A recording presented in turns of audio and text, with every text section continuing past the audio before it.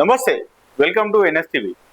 తెలంగాణ రాష్ట్రంలో local body ఎన్నికల్లో 42% బీసీలకు వాటా కలిగించాలని చెప్పి ప్రజలు కోరుకుంటున్నారు. సో ఈ క్రమంలోనే మరి ప్రజలంతా బీసీలో మేమెంతో మాకంతా రిజర్వేషన్ కావాలని చెప్పి బలంగా కోరుకుంటున్నారు. మరి ఇటు విషయం పైన మనతో మాట్లాడడానికి మనతో పాటు గెస్ట్ ఉన్నారు. మరి చూద్దాం గెస్ట్ వారి ఏం మాట్లాడతారో. బీసీ రిజర్వేషన్ పైన రాష్ట్ర ప్రభుత్వం నుంచి గవర్నర్ దగ్గర నుంచి ప్రెసిడెంట్ ఆఫ్ ఇండియాకి పంపించడం జరిగింది. మరి ప్రెసిడెంట్ ఆఫ్ ఇండియా దగ్గర నుంచి వచ్చినటువంటి రిప్లైను వీరు ఏ విధంగా సమర్థిస్తా ఉన్నారు, మరి సమర్థిస్తున్నారా లేకపోతే వ్యతిరేకిస్తున్నారా విషయాలని క్లుప్తంగా మనం వారితో మాట్లాడతాం. నమస్తే బ్రదర్. నమస్తే, నా పేరు తాళ్ళూరు వెంకట కౌశిక్. నేను జాతీయ బీసీ సంక్షేమ సంఘ రాష్ట్ర విద్యార్థి విభాగ ప్రధాన కార్యదర్శిని మరియు అలాగే జనసేన పార్టీ విద్యార్థి విభాగ నాయకుడిగా ఉన్నాను. నిజాం కాలేజీలో ఎంఎస్సీ కెమిస్ట్రీ మరియు ఓయూలో ఎల్ఎల్బి చేస్తాను. ఓకే, 42% బీసీలకు వాటా ఇవ్వాలి. వస్తున్నటువంటి లోకల్ బాడీ ఎన్నికల్లో ఇది ఖచ్చితంగా రాష్ట్ర ప్రభుత్వం చేయాలి అని చెప్పి ప్రజలంతా బలంగా కోరుకుంటున్నారు. ఈ బర్నింగ్ విషయం మరి మీకు ఎలా అనిపిస్తా ఉంది? అసలు ఏంటి అసలు బీసీ రిజర్వేషన్ 42% ఏంటి? ఏదైతే కాంగ్రెస్ ప్రభుత్వం కామారెడ్డి డిక్లరేషన్ లో బీసీలకి ఎంతైతే ఉన్నారో వాళ్ళ వాటా ఇస్తామని చెప్పేసి కాంగ్రెస్ ప్రభుత్వం చెప్పింది. కామారెడ్డి డిక్లరేషన్ మేము కాంగ్రెస్ ప్రభుత్వాన్ని ఏమని అడుగుతున్నాం అంటే, కాంగ్రెస్ ప్రభుత్వాన్ని మరియు అలాగే ఇతర రాజకీయ పార్టీలను ఏమని అడుగుతున్నాం అంటే, 1931 నుంచి ఇప్పటి వరకు బీసీ జనాభా లెక్కలు తీసిన రాజకీయ పార్టీ కానీ రాష్ట్ర ప్రభుత్వం కానీ లేదు. రాజ్యాంగం ఏదైతే మాకు హక్కుల్ని ఇచ్చిందో ఆ హక్కుల్ని దోచుకోబడుతున్నాం. ఉద్యోగ ఉపాధి అవకాశాలను కూడా నష్టపోతున్నాం.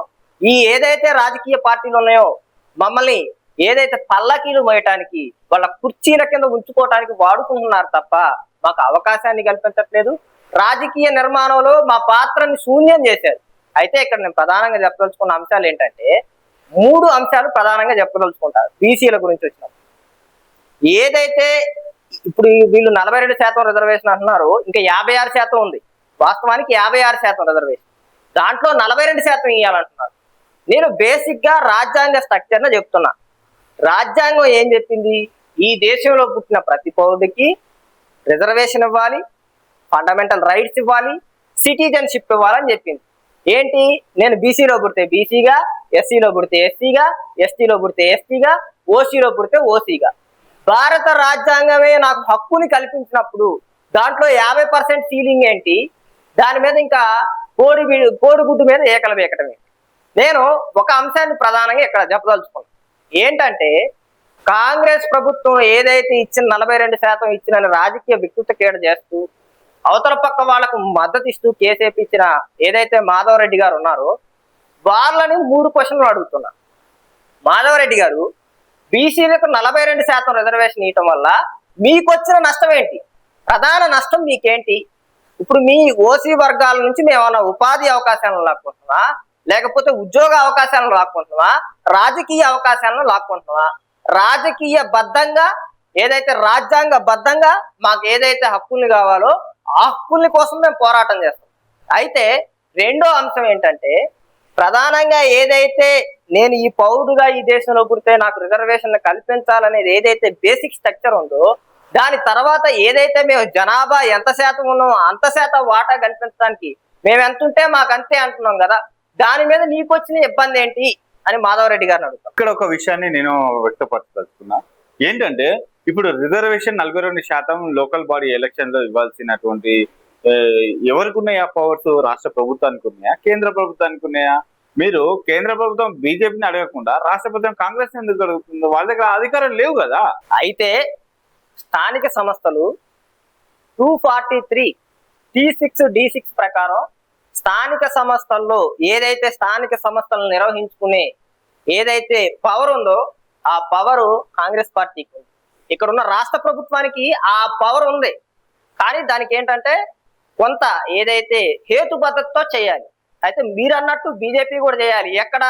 ఉద్యోగ ఉపాధి అవకాశాల్లో కల్పించడానికి ఏదైతే 9th షెడ్యూల్లో జాయిన్ చేయించాలో, ఏదైతే బీసీలు ఉన్నారో వాళ్ళ వర్గీకరణ ఏదైతే చేయాలో, ఏదైతే ఎంతమంది ఉన్నారు, ఎంత లెక్క చేల్చాలి, ఏ రాష్ట్రాల వారికి ఎంత ఉన్నారు అనే తేల్చే పని బీజేపీది.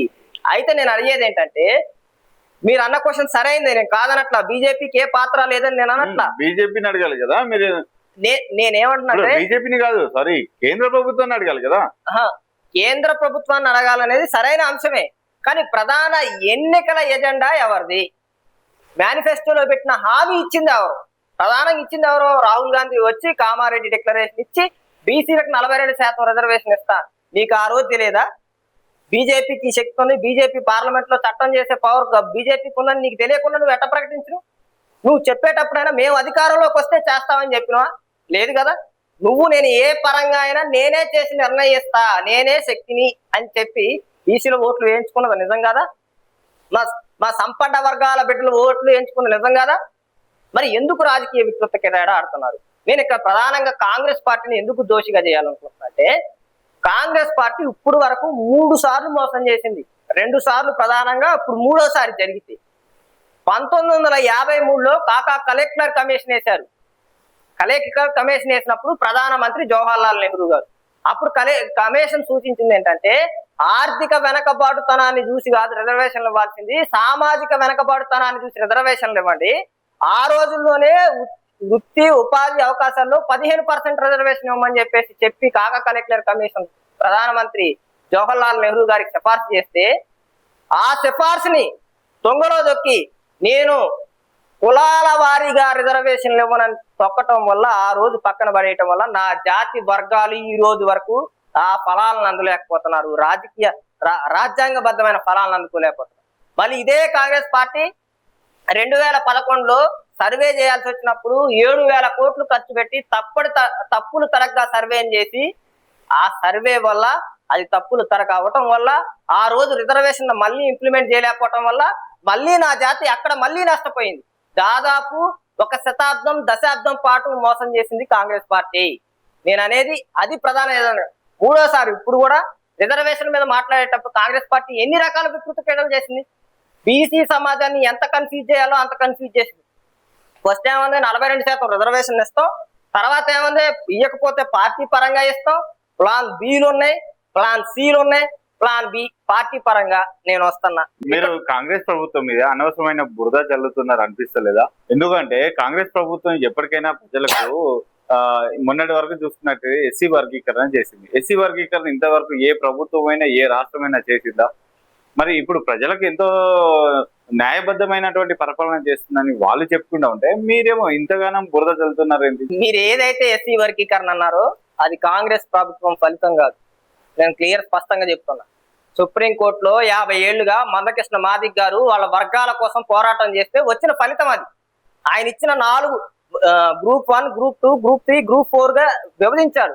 అందులో కూడా అనేక రకాల తప్పులు ఉన్నాయని ఇదే మందకృష్ణ మాదిక్ గారు చెప్పారు, అదే మాదిక సంఘాలు చెప్పినాయి, అదే మాల సంఘాలు చెప్పినాయి.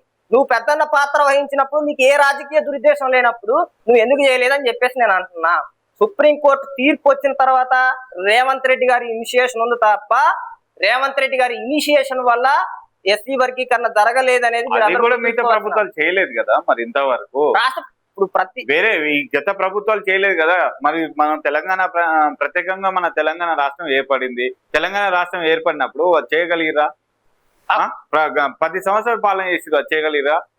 ఇంతవరకు 79 సంవత్సరాల స్వతంత్ర భారతదేశంలో ఎస్సీ రిజర్వేషన్ కావాలని చెప్పి గత 20-30 సంవత్సరాల నుంచి పోట్లాడుతూ ఉంటే ఈ సంవత్సరం అయింది. అది కాంగ్రెస్ ఫలితం కాదా, కాంగ్రెస్ ప్రభుత్వం చేసినటువంటిది కాదా అని చెప్పి కొంతమంది ప్రజలు, కొంతమంది రాజకీయ నాయకులు, కొంతమంది కాంగ్రెస్ కార్యకర్తలు అంటున్నారు. దానికి ఏమంటారు మీరు? నేను అనేది అదే స్పష్టం చేయాల్సిన అంశం ఏంటంటే, ఏ పార్టీకి దీని క్రెడిట్ లేదు.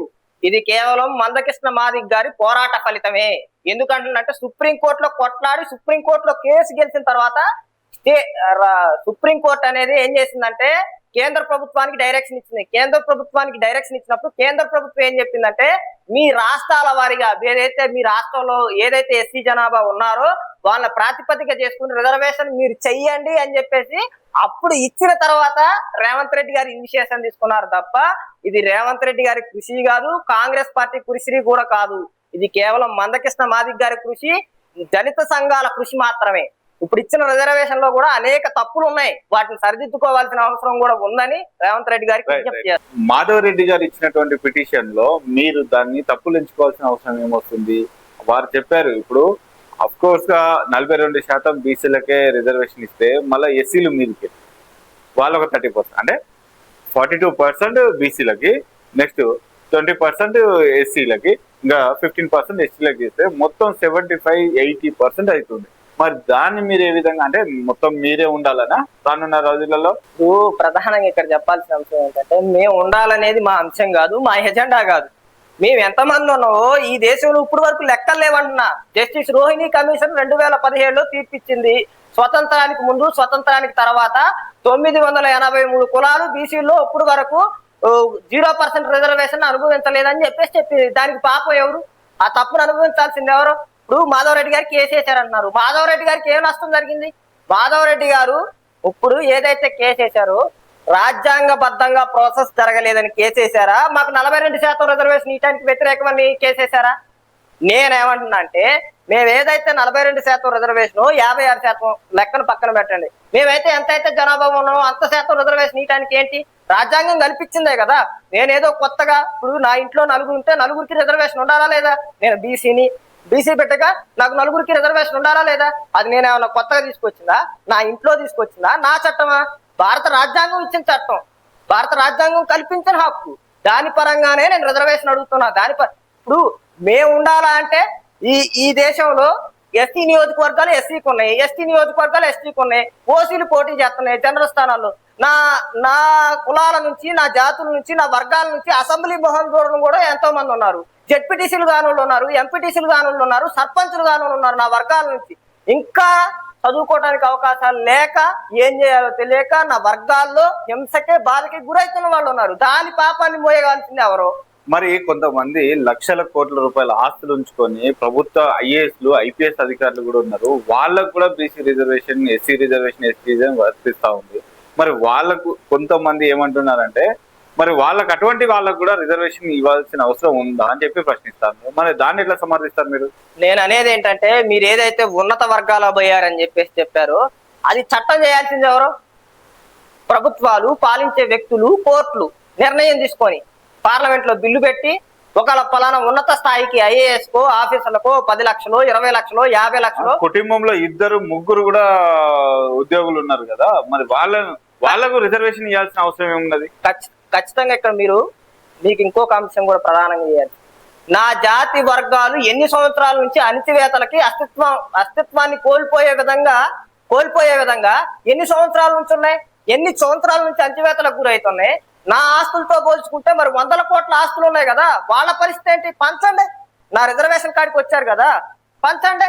ఇప్పుడు ఏంటంటే, ఇప్పుడు ఓసీలో నుంచి చూస్తే ఒక్కొక్కరికి 100 ఎకరాలు, 200 ఎకరాలు, 300 ఎకరాలు ఉన్నాయి. ఏదైతే మీరు నా జాతి వర్గాల నుంచి 1 ఉద్యోగం, 2 ఉద్యోగాలు, 3 ఉద్యోగాలు వస్తేనే మీరు తట్టుకోలేక ఒక కుటుంబంలోనే 4 ఉద్యోగాలు, 3 ఉద్యోగాలు అంటున్నారు కదా.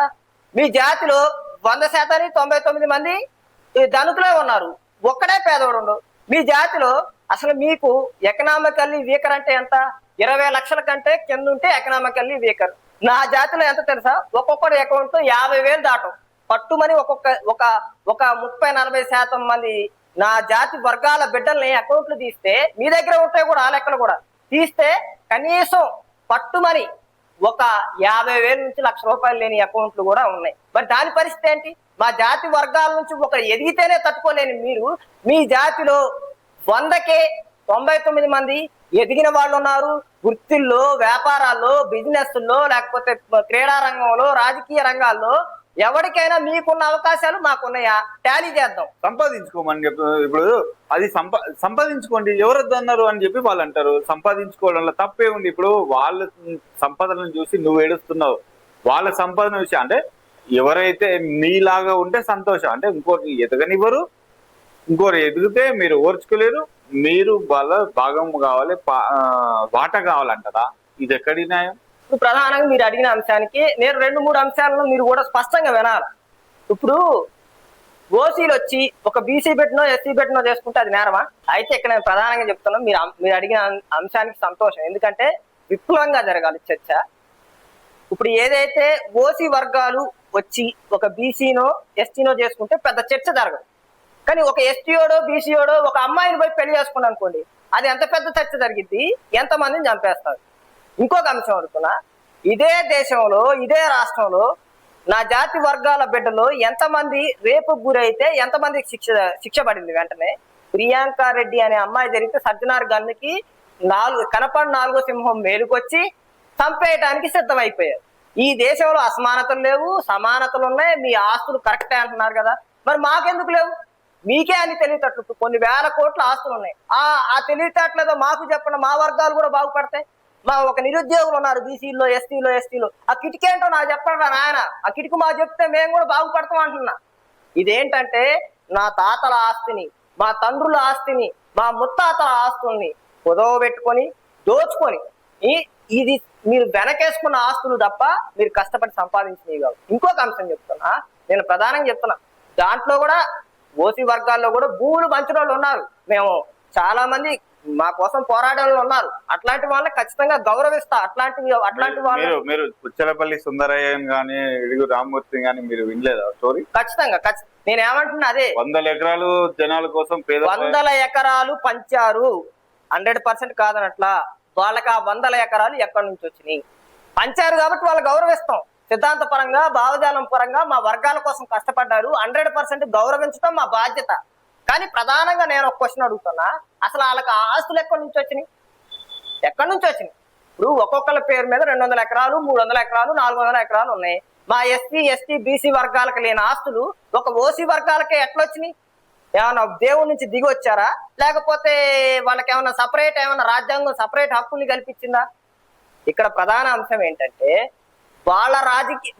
వాళ్ళు సంపాదించారనే దాని మీద మాకు ఎక్కడా ఈర్ష లేదు. మా వర్గాల నుంచి ఒకడు ఎదుగుతుందంటే, మా వర్గాల నుంచి ఒకడు రాజకీయంగా వస్తానంటే వాడి మీద అవినీతి ఆరోపణలు చేయటం, పేపర్ మీడియా మొత్తం వాళ్ళ చుట్టూ ఉంది. ఒక బీసీ మీద చర్చ జరిగితే మనం ఇటీవల ఒక చిన్న సంఘటన జరిగింది. ఏంటి? బీసీ లేదో చిన్న అంశం కాడ కొంచెం ఒక వివాదాస్పదం జరిగింది. అన్ని టీవీ ఛానళ్ళు బీసీ నాయకులు కొట్టుకున్నారని వేశారు. అదే ఒక ఓసీలు తన్నుకున్న సందర్భం ఉంది, తిట్టుకున్న సందర్భం ఉంది, దూషించుకున్న సందర్భం ఉంది. ఒక మీడియా ఛానల్ ఎందుకు కాన్సన్ట్రేషన్ చేయట్లేదు? ఇట్లా అనేక రంగాలు. ఇప్పుడు నేను ఫర్ ఎగ్జాంపుల్ చెప్తున్నాండి, ఒక ఓసీ అతను ఒక ఊళ్ళో చికెన్ సెంటర్ పెట్టిందంటే 100 మంది ఓసీలు మద్దతు ఇస్తారు. కానీ ఒక బీసీ గాని ఎస్టీ గాని చికెన్ సెంటర్ పెడుతున్నంటే వీడు ఎక్కడ ఎదుగుతారో అని అన్యాయంగా అంచివేసే సందర్భాలు ఉన్నాయి. నేను ఇంకో సందర్భం చెప్తున్నా, హెట్రో కంపెనీ ఉంది, హెట్రో కంపెనీ, ఫార్మర్స్ కంపెనీస్ ఉన్నాయి. నీకు సబ్జెక్ట్ లేని డమ్మీ క్యాండిడేట్లు కూడా ఓసీలు అయితే తీసుకుపోయి హెచ్ఆర్ పొజిషన్ లో కూర్చోబెడుతున్నారు. టాలెంట్ ఉండి 80%, 60%, 90% వచ్చి సత్తా సమర్థుడైనా గానీ అతనికి ప్రొడక్షన్ లోనే ఇస్తున్నారు. మరి ఈ అన్యాయం ఏంటి? మీరు చాలా మంది అనుకుంటున్నారు గవర్నమెంట్ జాబుల్లోనూ ఇంకెక్కడో వివక్షత ఉందని. ప్రైవేట్ జాబుల్లో కూడా వివక్షత ఉంది. 100కి 100% నా దగ్గర సమాచారం కన్ఫర్మ్డ్ గా ఉంది. ఎందుకంటే నేను ఎంఎస్సీ కెమిస్ట్రీ పూర్తి చేసిన నా ఫ్రెండ్స్ ఎంతో మంది ఉన్నారు, టాలెంటెడ్ పర్సన్స్ ఉన్నారు. మీరు ఇదేదో రాజకీయంగా రంగు పులిమి హైపోథెటికల్ గా తెలివితేటల ప్రకంగా మేము చూపించుకుంటే మీకు ఆ తెలివి లేదా, ఆ సత్తా లేదా అని మీరు గనక మీ సామాజిక వర్గాల నుంచి మా ఎదురు దాడి చేయటం చేస్తే, మేమే నిజంగా తెలివితేటలు చూపించడం మొదలు పెడితే ఈ దేశంలో కుండలు తయారు చేసిన తెలివితేటలు మావి, చెప్పులు కుట్టిన తెలివితేటలు మావి, మంచాలు తయారు చేసిన తెలివితేటలు మావి, ఇంకా చెప్పుకుంటూ పోతే చేపల బట్టే తెలివితేటలు మాది, సైన్స్ పుట్టింది మా దగ్గర, కల్చర్ పుట్టింది మా దగ్గర, వ్యవస్థ పుట్టింది మా దగ్గర. మీ దగ్గర నుంచి ఏం పుట్టింది? అగ్రవర్ణాలకి ఓసీలని నేను ఒకటి అడుగుతున్నా, వాళ్ళ నుంచి పుట్టిన సంస్కృతి ఏంటి? నా దగ్గర నుంచి పాట పుట్టింది, సంస్కృతి పుట్టింది, నా దగ్గర నుంచి ఆహార పద్ధతులు ఎలా ఉండాలనేది పుట్టింది, సైకిల్ అనేది వ్యవహార శైలి అనేది పుట్టింది, అక్షరాలు పుట్టింది, సంస్కృతి పుట్టింది. ఇదంతా ఎవరి వల్ల జరిగింది? ఒక బీసీ ఎస్సీ వర్గాల వల్లే జరిగింది. ఓసీ నేను ఏమంటున్నా, ఇక్కడ నేను ఓసీ వర్గానికి వ్యతిరేకం కాదు, మమ్మల్ని వ్యతిరేకించే వాళ్ళని 100కి 100% వ్యతిరేకిస్తా. నేను ఇంకా ప్రధానంగా ఒక అంశం చెప్పి ముగించదాం అనుకుంటున్నా. ఇక్కడ ఈడబ్ల్యూసీ కోటా వచ్చింది, నేను కాదనట్లా. నాకు ఎకరం పొలం ఉంది. నాకు వచ్చిన ఇన్కమ్ సర్టిఫికేట్ ఎంఆర్ఓ ఆఫీస్ నుంచి తీసుకుంటే నాకు వచ్చిన ఇన్కమ్ 2,50,000 ఇన్కమ్. అదే సమయంలో మీ సేవకి ఓసీకి సంబంధించిన మిత్రుడు వచ్చిండు, మా ఊరు సంబంధించిన మిత్రుడే వచ్చి 70 ఎకరాలు ఉంది అతని పేరు మీద, అతనికి వచ్చిన ఇన్కమ్ ₹1,00,000. మరి ఇదే అన్యాయం, ఇదే విధానం బీసీలందరికీ నేను ఇక్కడ నుంచి పిలుపునిస్తున్నా. మీ ఊర్లో ఉన్న మీ మండల పరిధిలో ఉన్న ఎంఆర్ఓ ఆఫీసుల మీద పడండి. ఏదైతే ఈడబ్ల్యూసీ కాపీలు ఏదైతే ఇచ్చారో ఆ ఇన్కమ్ కాపీలు మీకు ఇవ్వమనండి. సర్టిఫైడ్ కాపీస్ ఇవ్వాల్సిన అవసరం ఉంది, డాక్యుమెంట్స్ ఇవ్వాల్సిన పని ఉంది. అందులో మీరు ఎత్తుక్కోండి. మీరు అడగొచ్చు మరి అట్లా వాళ్ళ మీద భూములు ఎట్టున్నాయని. ఇప్పుడు ఆన్లైన్ సిస్టమ్లు పెట్టిన ధర్నీలు, ఈసీలు అవన్నీ తీసుకునే అవకాశం ఉంది. భూమిని చూపించి 70 ఎకరాలు 100 ఎకరాలు ఉన్నోడు ₹1,00,000 సర్టిఫికేట్ తీసుకుంటే, మరి ఎకరం ఉన్నోడు 2,50,000 తీసుకుంటే ఎక్కడ సామాజిక అస్పృతలు లేని రాజ్యం ఎప్పుడు ఏర్పడింది? మన రాజ్యాధికారం ఎప్పుడు వచ్చింది? సమానత్వం ఇంకెక్కడ ఉంది? మీరు నిరుద్యోగ జేసీలో కూడా ఉన్నారని చెప్పి తెలుసు. ఏంటి నిరుద్యోగులు ఈ జూబ్లీ హిల్స్ బై ఎలక్షన్స్ లో 1000 మందితో పాటు నామినేషన్ ఇస్తున్నారని చెప్పి తెలిసింది. ఏంటి అసలు దాని కథ ఏంటి? ఇదే రేవంత్ రెడ్డి గారు ప్రతిపక్షంలో ఉన్నప్పుడు కేసీఆర్ గారు కుర్చీ ఓడగొడితేనే మీకు ఉద్యోగాలు వస్తాయి, నేను వచ్చి 2 లక్షల ఉద్యోగాలు భర్తీ చేస్తా అని చెప్పిన రేవంత్ రెడ్డి గారు ఇప్పుడు కుర్చీ ఎక్కిన తర్వాత నిరుద్యోగుల ఆత్మఘోష తెలంగాణ ఆత్మఘోషగా తయారైంది. నేనేమంటున్నానంటే, ఎవడండి తెలంగాణ కోసం పోరాటం చేసింది? ఎవడ రక్తం కార్చింది? మేము విద్యార్థులుగా మేము పోరాటం చేసి మా అస్తిత్వాలను కోల్పోయి దెబ్బలు తిని ఆనాడు లాఠీ దెబ్బలు తింటుంటే మళ్ళీ స్వరాష్ట్ర పరిపాలనలో కూడా లాఠీ దెబ్బలు తింటున్నావు. దేనికోసం? అదే ఉద్యోగాల కోసం, అదే ఉపాధి కోసం. దానికి అన్యాయానికి ఒడిగట్టింది ఎవరు? నువ్వు కాదా? ఆనాడు కేసీఆర్ మీద అంతెత్తగిరి దొరల పాలన అన్న నువ్వు ఈ రోజు రెడ్ల పరిపాలన చేయట్లేదా అని నేను అడుగుతున్నా. నేను ఇంకా ప్రధానంగా స్పష్టంగా చేయాల్సింది, జీవో నెంబర్ 46ని నేను రద్దు చేస్తానని రేవంత్ రెడ్డి గారు హామీ ఇచ్చిండు ఎలక్షన్ ముందు. ఇప్పుడు మరి వచ్చాక మంత్రి సంఘ ఉప కమిటీ వేసింది, 2 సంవత్సరాలు అవుతుంది. ఒక ఉపసంఘ కమిటీ ఎన్ని సంవత్సరాలు చేస్తుంది? అంటే ఛాయలు సమోసాలు తినడానికైనా ఉపసంఘ కమిటీ నేను అడుగుతున్నా. ఇంకొక అంశం ప్రధానంగా చేయాల్సింది ఏంటంటే, దాని తర్వాత జీవో నెంబర్ 29 తీసుకొచ్చిన, అంతకంటే 100 రెట్లు ప్రమాదకరం షార్ట్ ఫాల్. అంటే ఏంటంటే తెలుసా? దాని గురించి నేను వివరిస్తున్నా. బీసీ వర్గాల్లో ఏదైనా ఒక ఉద్యోగం ఉంటే 100 ఉద్యోగాలు ఉంటే 55 జీవో ప్రకారం 50x గా, అంటే 100 ఉద్యోగాలు ఉంటే 5,000 మందిని సెలెక్ట్ చేస్తారు. అయితే ఈ షార్ట్ ఫాల్ విధానం ఏంటంటే, 970 మంది ఉంటే, ఫర్ ఎగ్జాంపుల్ చెప్తున్నా, 970 మంది ఉంటే అందులో 250 మంది క్వాలిఫై అయితే మిగిలిన పోస్టులన్నీ మిగిలిన సంబంధించిన కేటగిరీలకు వెళ్ళిపోతాయి.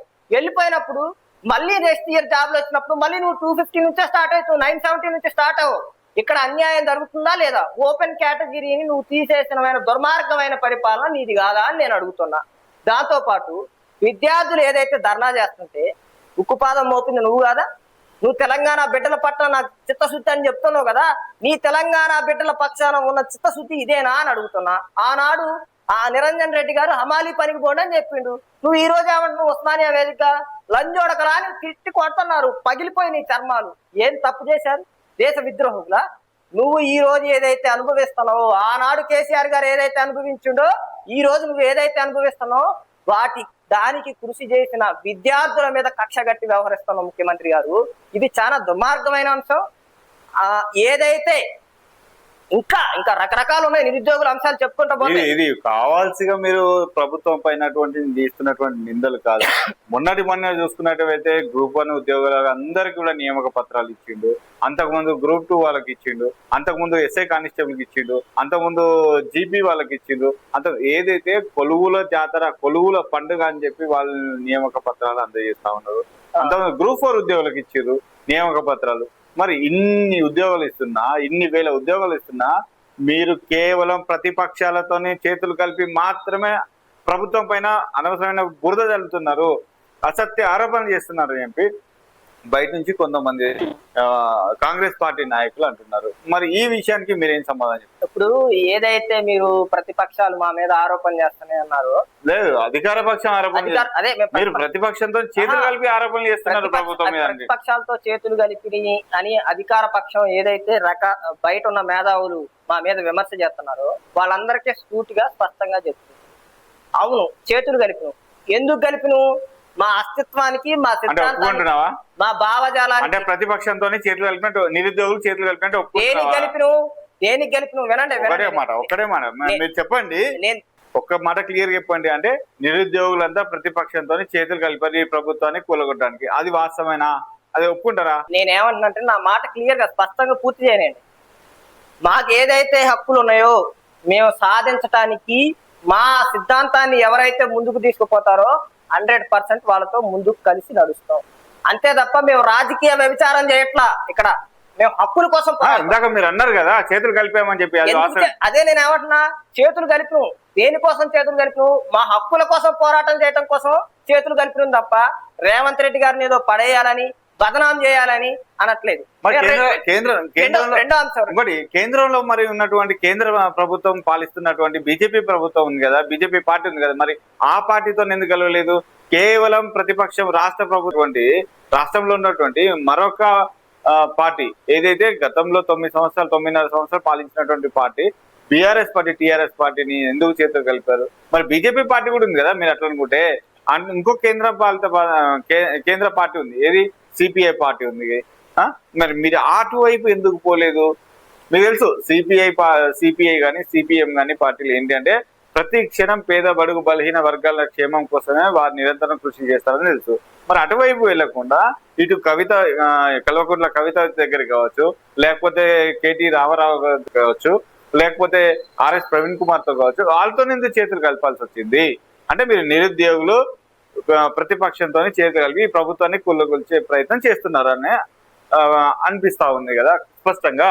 అంటే ఇక్కడ స్పష్టంగా తెలిసిపోతుంది కదా, ప్రస్తుతం ఉన్నటువంటి కాంగ్రెస్ పార్టీని కూలగొట్టడానికి, గద్దె దింపడానికే మీరు ప్రతిపక్షంతో చేతులు కలిపి మీరు ఇటువంటి అనవసరమైన అసత్య ఆరోపణలు చేస్తున్నారండి, స్పష్టంగా తెలుస్తుంది కదా. మరి దాని విషయంలో మీరు ఏం మాట్లాడతారు? 100% మీరు అవునన్నా కాదన్నా మాకు వ్యతిరేకంగా పనిచేసే నిరుద్యోగుల ఆకాంక్షల్ని దొంగలో తొక్కే ఏ ప్రభుత్వం అయినా మేము ఖచ్చితంగా కూల్చడానికి 100% ప్రయత్నిస్తాం. దాంట్లో ఎటువంటి రాజీ లేదు. మీరు అంటున్నారు కవిత గురించి మాట్లాడారని. కవితనే అదే హాల్ దగ్గర ఒక వ్యక్తి లేచి మీ నాన్నగారి హయాంలో మీరు చేసిన తప్పులేంటని ప్రశ్నించలేదా? ప్రశ్నించారా లేదా? నేను చెప్తున్నా వినండి, అద్దంకి దయాకర్ గారు వచ్చారు. అద్దంకి దయాకర్ గారిని ప్రశ్నించారా లేదా? రాష్ట్ర ప్రభుత్వాన్ని ప్రశ్నించారా లేదా? ఇక్కడ నేను స్పష్టంగా చెప్తుంది ఏంటంటే, ఏదైతే మాకు అన్యాయం చేస్తుందో ఆ ప్రభుత్వాన్ని ఖచ్చితంగా ప్రశ్నిస్తాం. రెండో క్వశ్చన్, బీజేపీకి, బీఆర్ఎస్ కి, సిపిఎం కి ఎందుకు మద్దతు ఇవ్వలేదని చెప్పేసి అన్నారు. ఇక్కడ 3 అంశాలు ప్రధానంగా స్పష్టం చేయాలి. ఒకటి, అసెంబ్లీలో కానీ బయట కానీ చర్చలు లేవనెత్తడానికి ప్రధానంగా ప్రతిపక్ష పార్టీ బీఆర్ఎస్. దాంతోపాటు బీజేపీ అనేక మంత్రులు ఇంటికి పోయి, బీజేపీ ఎమ్మెల్యేల ఇంటికి పోయి వెంకటరమణారెడ్డి గారి దగ్గరికి అయితేనేంటి, రాకేష్ రెడ్డి గారి దగ్గరికి అయితేనేంటి, రఘునందన్ రావు గారి దగ్గరికి అయితే ఏంటి, ఈటల రాజేంద్ర గారి దగ్గరికే ఒక 100 సార్లు పోయి రిప్రజెంటేషన్ ఇచ్చారు. ఇప్పుడు నీ ఎజెండాని, నీ భావజాలాన్ని ఎవరైతే ముందుకు తీసుకుపోతున్నారో వాళ్ళతో ప్రయాణం చేస్తే మేమందరం కలిసిపోయినట్ట. నువ్వు ఇచ్చిన హామీ కాదా 2 లక్షల ఉద్యోగాలు భర్తీ చేస్తాననేది? నువ్వు ఇచ్చిన హామీ కాదా? నేను అడుగుతున్నా. ఇదే ప్రగతి భవన్, ప్రజా పూలే భవన్కి వచ్చినప్పుడు అనేక మంది విద్యార్థులు, ఫస్ట్ నేను చెప్తున్నా, ఇది ఇంకా మధ్యలో కాదు, నీ ప్రభుత్వం ఏర్పడిన తర్వాత కొన్ని రోజులు వచ్చిన తర్వాత నీతో చర్చలు జరపడానికి వస్తే నీ ప్రజా పూలే భవన్ కి నీ డిప్యూటీ సీఎం రాలా, నువ్వు రాలా, కుక్కల్ని కొట్టినట్టు తరిమి వాళ్ళని ప్రజా పూలే భవన్ నుంచి పంపించింది నిజం కాదా? నీతో ప్రాథమికంగా చర్చలు చేయడానికి విద్యార్థి సంఘ నాయకులు, నిరుద్యోగ సంఘ నాయకులు వస్తే వాళ్ళు పేటిఎం డబ్బులు తీసుకుంటున్నారని విమర్శించింది మీరు కాదా? నేను అడుగుతున్నా. ఆ రోజు రాహుల్ గాంధీ చిక్కడపల్లికి వచ్చిండు, ఎంత కొట్టిండు? ఎవరు జేబులు నింపిండు? సరే, మేము ఈ రోజు అమ్ముడు పోతే ఈ రోజు ఒక పక్షానికి ఉంటున్నామని అంటే మీ పక్షాన కూడా మేము ఆ రోజు ఉన్నాం కదా. మీ అధికారం రావడానికి ప్రధాన కారణం నేనే కదా. అనేక బహిరంగ సభల్లో చెప్పినావు కదా, అనేక మీటింగుల్లో చెప్పినావు కదా, నిరుద్యోగులే మా ప్రభుత్వానికి పునాది అని చెప్పినాం కదా. ఆ రోజు మరి మాకెంత ఇచ్చారు, మేము మా జేబుల్లో ఎంత నింపారు అనేది కూడా మీరు స్పష్టం చేయాల్సిన అంశం ఉంది. ఇలానే మాట్లాడుకుంటే ఈ ఒక్కరోజు సరిపోదు. కౌశిక్ గారు, థ్యాంక్ యూ వెరీ మచ్. పిలవగానే మీ విలువైన సమయాన్ని మా కోసం కేటాయించి స్టూడియోకి ఇచ్చేసినందుకు. మరిన్ని విషయాలు మనం ముందు మాట్లాడుతున్నాము. అంతవరకు మరి మా ప్రేక్షకులు సెలవు. నమస్తే. ఏదైతే బడుగు బలహీన వర్గాలు, సంపన్న వర్గాలు ఏదైతే ఉన్నాయో వాళ్ళకి ఎప్పుడు అన్యాయం జరిగినా, ప్రభుత్వం ఎప్పుడు అణచివేతలకు గురి చేద్దామని చూసినా వాళ్ళ పక్షాన ప్రశ్నించే గొంతుకునై కొట్లాడతా. ఖచ్చితంగా నేను ఇక్కడ స్పష్టం చేయాల్సిన అంశం ఏంటంటే, నా దగ్గర డబ్బు లేదు, జనబలం లేదు, రాజకీయ బలం అంతకన్నా లేదు. నేను పోరాడే సైన్యం బట్టే నేను నిలబడి ధిక్కారాన్ని ప్రకటిస్తే ఆ ధిక్కారానికే మీ ప్రభుత్వం కూలిపోతుంది. ఆ ధైర్యంతోనే ఖచ్చితంగా ముఖ్యమంత్రి అవని, ప్రధానమంత్రులైన ఎవడైనా ఎవరితోనైనా ఎంత దూరం అయినా పోయి కొట్లాడతా. ఎందుకంటే ఈ నేల విప్లవంతో నిండి ఉన్న నేల, ఈ నేలలో పుట్టినవాడిని కాబట్టి ఆ విప్లవ స్వభావాన్ని ముందుకు తీసుకోవడం నా వారసత్వం కాబట్టి ఖచ్చితంగా ఓయూ వేదికగా వెంకట కౌశిక్ అనే వ్యక్తి ఖచ్చితంగా ప్రజల పక్షాన ప్రజల శ్రేయస్సు కోసం ఎంత దూరం అయినా పోయి పోరాటం చేస్తా. ఇలాంటి చర్చలకి ఎన్ఎస్టీవీ ఏదైతే నిస్వార్థంగా ప్రజల కోసం పనిచేసే వ్యక్తులు, ఇలా మమ్మల్ని మా లాంటి వర్గాల వ్యక్తులు, మా దగ్గర డబ్బులు ఉండవు అయినా మీరు ఈ వేదిక తీసుకొచ్చి కూర్చోబెట్టడం అనేది గొప్ప అంశం. ఇట్లా తీసుకొచ్చి కూర్చోబెట్టి మాతో డిబేట్ చేయడాన్ని నేను ఆనందిస్తున్నా. ఇట్లాంటి ఛానల్ను కూడా మీరు ముందుకు తీసుకోవాలని కోరుకుంటున్నా. మళ్ళీ ఇలాంటి సందర్భపు చర్చలు ఎప్పుడు వచ్చినా ఈ వేదికకు వచ్చి ఖచ్చితంగా నేను పాల్గొంటానని తెలియజేసుకుంటూ సెలవు తీసుకుంటున్నా. జై హింద్. ఏం చూసుకోండి బ్రదర్, ఎవరినైనా ఎదిరిస్తాను చూస్తేనే బక్కగా సన్నగా ఇంత అంటున్నారు. ప్రధానమంత్రినైనా ప్రెసిడెంట్ అయినా ఎదిరిస్తా అని చెప్పి మాట్లాడుతుంది. ఎక్కడి నుంచి వచ్చింది ఈ ధైర్యం? ఎక్కడ మీద అసలు? ఖమ్మం జిల్లా సత్తుపల్లి నియోజకవర్గం, వెంసూరు మండలం, ఖమ్మం జిల్లా. నాకు ఈ మనస్తత్వం రావడానికి ప్రధాన కారణం మా నాన్నగారు, మా అమ్మగారు. మా నాన్నగారు హుందాతనాన్ని నేర్పారు, మా అమ్మగారు సంస్కారం నేర్పారు. నా ప్రధాన ధైర్యం నేను అనేవాడిని పోరాటం చేస్తే ఏదైనా జరిగింది. ఒక భగత్ సింగ్ రావటం వల్ల స్వతంత్ర ఉద్యమ పరిణామం మారిపోయింది. ఒక చిక్కువేరా బయటికి రావటం వల్ల ప్రపంచ పరిణామ దశ మారిపోయింది. ఒక కొమరం భీం బయటికి రావటం వల్ల తెలంగాణ సాయుధ పోరాటంలో మార్పు జరిగింది. ఒక దొడ్డి కొమరయ్య రావటం వల్ల ఇట్లా రకరకాల వ్యక్తులు, ఇట్లా నేను చెప్పుకుంటూ పోతే చాలా చరిత్ర ఉంటుంది. అట్లాంటి వ్యక్తులు ఏమన్నా గొప్ప శక్తులా? నేను ఒక బాగా నమ్మే కొటేషన్ చెప్తా. నీ స్వేచ్ఛ కోసం ఎంత రక్తం పారిందో తెలుసుకో. నీ శరీర క్షేత్రంలో ధైర్యాన్ని నింపకపోతే, నీ గుండెల్లో ఆత్మవిశ్వాసాన్ని నింపకపోతే నువ్వు ఆ పవిత్ర రక్తానికి ద్రోహిగా మారినట్లే అని గుంటూరు శేషేంద్ర శర్మ గారు ఒక గొప్ప కవిత్వం చెప్తుంది. ఆ కవిత్వం నాకు ఎప్పుడు ఇన్స్పిరేషన్. నా జాతి వర్గాలను అప్పుడు ఎప్పుడో జుట్టు పట్టుకొని చెవుల్లో రాళ్ళు కొట్టుకుంటూ కళ్ళల్లో ఆ రోజే సీసాలు పోసుకుంటూ అంత చేస్తున్నా కానీ ఏ రోజు ఇసుమంతా భయపడకుండా పోరాటాన్ని ముందుకు తీసుకొచ్చారు. వాళ్ళ వారసత్వంగా నేను పుట్టినోని వాళ్ళ పోరాటాన్ని ముందుకు తీసుకుపోయే బాధ్యత నా మీద ఉంటది. ఖచ్చితంగా చెప్తున్నా, ఈ రాష్ట్ర ప్రభుత్వం ఎప్పుడూ నా మీద నిఘా ఉంచిద్ది. ఆ విషయం కూడా తెలుసు. నేను రాష్ట్ర ప్రభుత్వం ముందు చాలా మంది ఏమంటారంటే రాష్ట్ర ప్రభుత్వానికి నువ్వు భయపడుతున్నావు అంటుంటారు, కానీ నాకే రాష్ట్ర ప్రభుత్వం భయపడుతుంది. ఆ అంశం ఎవరికి తెలియట్లా. నేను ఆ అంశాన్ని గుర్తించిన. ఎందుకంటే నేను ఎటు పోతున్నా నిఘా, లేకపోతే నేను ఏం మాట్లాడుతున్నా దాని మీద నిర్బంధం, లేకపోతే రకరకాల వ్యక్తుల్ని బెదిరించడం, నాతో నడిచే వ్యక్తుల్ని, ఇవన్నిటిని చూసినప్పుడు ఆటోమేటిక్ రాష్ట్ర ప్రభుత్వం నాకు భయపడుతుంది కదా. నాకు భయపడే వ్యక్తులతో నేను భయపడాల్సింది ఏంటి? లాస్ట్ అంశంగా ఇంకోటి చెప్తా. నాకులాగే పొద్దున్నే లేస్తే బాత్రూమ్ పోవాలి, బ్రష్ చేయాలి, తర్వాత నాకులాగే స్నానం చేసి బట్టలు వేసుకోవాలి, ఎంత అత్యంత శక్తి అయినా అవన్నీ కానోడు ఎవడన్నా ఉంటే వాడికి నేను భయపడతా. Right right, thank you brother. ఒక డైలాగ్ గుర్తొస్తుంది, ఏం గుండెరా అనేది, నీలాంటి గుండె బతికుండాలి అనే డైలాగ్ ఒకటి గుర్తొస్తుంది. రైట్, ఇలాంటి చర్చలు మరెన్నో కొనసాగించుకుందాం. మరి ఇప్పుడైతే సెలవు అవుతుంది. Thank you very much. మా ఆహ్వానాన్ని మన్నించి మీ విలువైన సమయాన్ని మా కోసం కేటాయించి థ్యాంక్ యూ వెరీ మచ్. ఈ ఎన్ఎస్టీవీకి ధన్యవాదాలు తెలియజేసుకుంటున్నా. ఎన్ఎస్టీవీకి నాకు ఆత్మీయ అనుబంధం ఉంది. ఎందుకనంటే పేద వర్గాల కోసం పోరాడే ఛానల్ కాబట్టి ఖచ్చితంగా ఈ వర్గాలు మీ పిలుపు దూరంలోనే ఉంటా. నేను మీరు ఫోన్ చేసి కౌశిక్ ఈ చర్చ ఉంది, ఇది ప్రజాస్వామ్యయుతంగా మాట్లాడాల్సిందే, ప్రజాస్వామ్యయుతంగా చేయాల్సింది అంటే ఖచ్చితంగా 100కు 100% నేను పాల్గొంటాను. దాంతోపాటు మీరు గొప్ప హృదయంతో నాకు అవకాశాన్ని ఇవ్వటానికి కూడా నేను కృతజ్ఞతలు తెలియజేస్తా. ఎందుకంటే సమాజం అనేది నడవటానికి, ముందుకు పోవటానికి దృక్పథం, భావజాలం గొప్పదై ఉండాలి. అలాంటి భావజాలం ఉన్న వ్యక్తులే సమాజాన్ని పురోగతికి ఉపయోగపడతారు. ఆ పురోగతికి ఉపయోగపడేదే ఎన్ఎస్టీవీ.